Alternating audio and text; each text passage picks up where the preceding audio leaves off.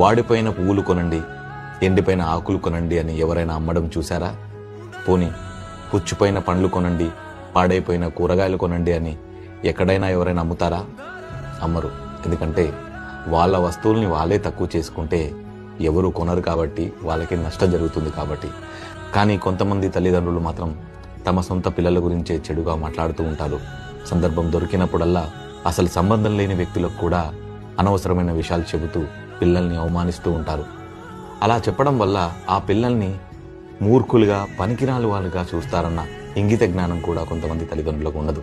ఇది కేవలం చిన్నప్పుడే కాదు, ఎదిగాక కూడా మీ వాళ్ళు ఏం చేస్తున్నారంటే ఉత్త వేస్ట్ ఫెలోస్ అండి అని ఒక్క మాటతో వెధవల్ని చేస్తారు. పోనీ పెళ్లి చేసుకున్న తర్వాత నేనా మారుతుందా అంటే అది ఉండదు.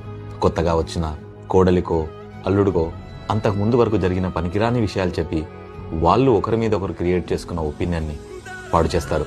నా కొడుకు కంటే కోడలు మంచిదని, నా కూతురు కంటే నా అల్లుడు మంచోడని కితాబులు జారీ చేసి కన్న వాళ్ళ కంటే వచ్చిన వాళ్ళకే ఎక్కువ నమ్మకం ప్రదర్శిస్తారు. కొంతమంది మూర్ఖపు తల్లిదండ్రులైతే నా కూతురు కంటే నా కోడలు అందంగా ఉంటుందని, నా కొడుకు కంటే నా అల్లుడు చాలా తెలివైనోళ్ళని 10 మందికి చెబుతారు. ఇక్కడితో ఆగదు. మనవను మనవరాలు వచ్చినప్పుడు వాళ్ళ కన్న తల్లిదండ్రుల గురించి అనవసర విషయాలు చెప్పి హేళన చేసి ఎక్కిరించి